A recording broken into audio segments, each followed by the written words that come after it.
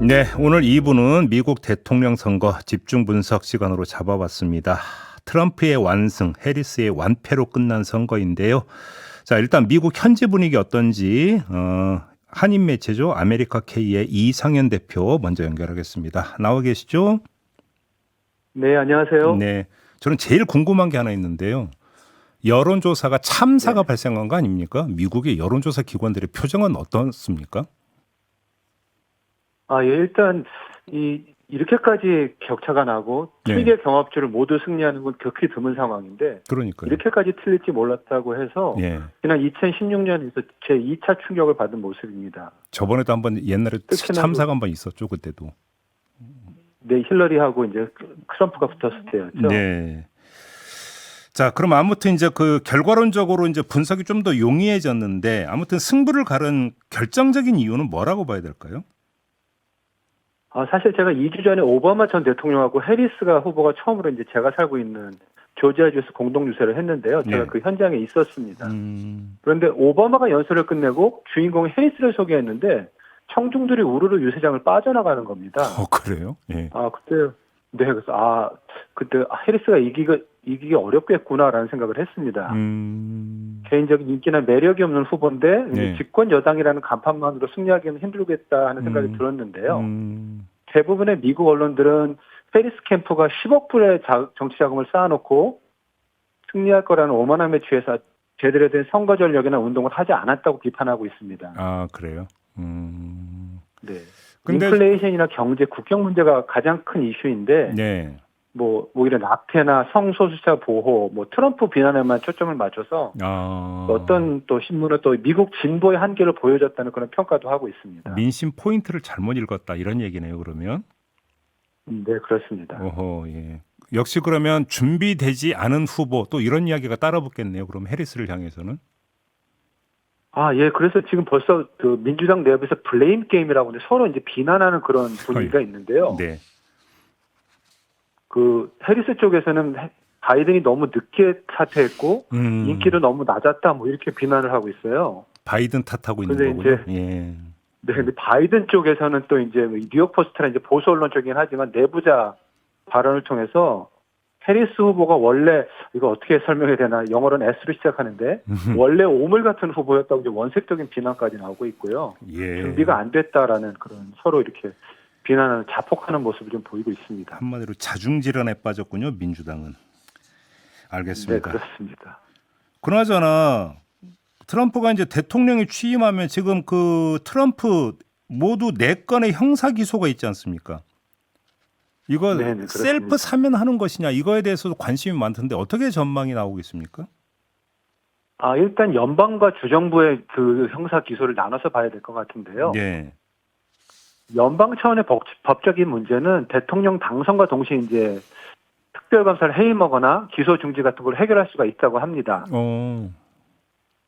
그래서 이제 트럼프는 이제 선거운동 때부터 이미 그 잭 스미스 특검이죠. 예. 의회 난동 사건을 수사하고 있는 예. 잭 스미스 특검을 해임하겠다고 벌써 이제 예고를 한 상태고요. 네.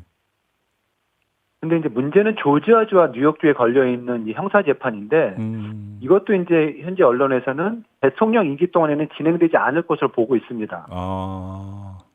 그래요? 조지아주 담당 판사는 이미 그 트럼프 변호인한테 트럼프가 당선되면 재판을 진행하지 않겠다고 이제 메시지 보냈고요. 예.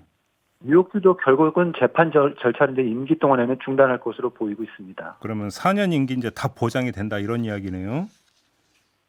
네, 이제 그건 거의 끝났다고 보는 분위기입니다. 알겠습니다.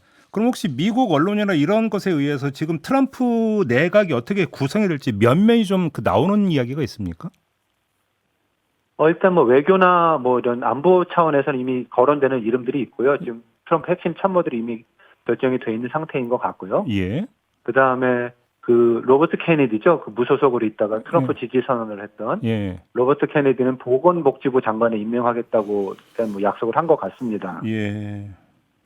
그래요. 그리고 머스크는 앨런 머스크 같은 경우는 대기업 규제를 담당하는 그 총괄하는 정부 효율 특별위원회 위원장으로 임명하겠다고 그것도 발표를 한 상태입니다. 기업을 운영하면서 또 그 위원장을 맡는다고요? 하여튼 그 세계 최고의 부자가 이제 그런 대기업 규제까지 맞는 아주 정말 재미있는 상황이 연출될 것으로 보입니다. 그래요. 알겠습니다. 아까 조금 전에 여론조사 참사에 대해서 이제 먼저 여쭤봤는데 이 참사가 빚어졌던 것이 결국은 샤이 트럼프, 히든 해리스 뭐 이런 것이 있었느냐 없었느냐의 논쟁으로 이어질 것 같은데 어떻게 보세요, 대표님은? 근데 사실 저는 좀 미국에서 있으면서 샤이 트럼프란 말은 이제 최근엔 거의 들어본 적이 없고요. 네. 히든 해리스란 말도 미국에서 남편 몰래 뭐 다른 후보를 지지한다 이런 개념은 저는 좀 이해가 안 되는 거여서 사실 전 별로 이렇게 들어본 적이 없습니다. 그래요?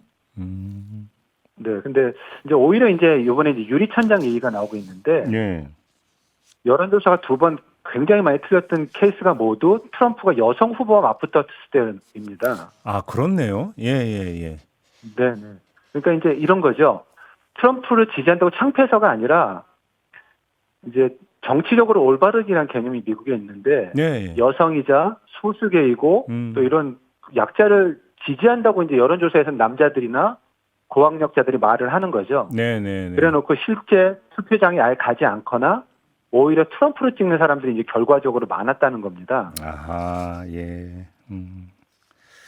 그런 게 오히려 정치적 올바름 이게 영향을 미쳤다. 그러니까 조사 과정에서 왜곡이 네네. 그것 때문에 발생했을 수 있다 이런 말씀이시네요. 실제 투표 결과에서 그게 드러나고 있는 상황입니다. 아, 예, 알겠습니다. 지금 그 한국계 앤디 김 그 연방 상원의원 선거에서 당선이 됐는데요. 지금 한인 사회 분위기는 좀 어떻습니까? 사실 미국에서 연방 상원의원은 이제 그 한 명 한 명이 법적인 권한이나 뭐 미국 사회 전반에 미치는 영향에서 아마 이렇게 말해도 좋을 것 같은데 대통령 다음 가는 위치에 있습니다. 네, 그렇죠. 네, 하원의원 2년 임기 2년 하원의원과는 완전히 다른 지위를 갖기 때문에 네. 정말 이제 미국 이민 지금 한인들 120년이 됐습니다. 처음으로 이런 고위직 선출직이 됐다는 것에 이제 모든 한인들의 기대가 크고요. 네. 사실 그 앤디김 지원하기 위해서 지역구인 뉴저지뿐만 아니라 이제 애틀랜타에 있는 저희 한인들도 앤디김을 초청해서 선거기금을 모금해서 후원하는 그런 행사도 가졌습니다. 네. 앞으로 굉장히 기뻐하고 있고 앞으로도 큰 역할을 할 것으로 기대하고 있습니다. 그래도 한인 사회는 경사가 난 거죠, 그러니까. 네. 정치적으로는 아주 제일 큰 경사라고 봐야겠죠. 알겠습니다. 자, 말씀 잘 들었습니다. 대표님 고맙습니다. 네, 감사합니다. 네, 미국 한인 매체 아메리카 K의 이상현 대표와 함께했습니다.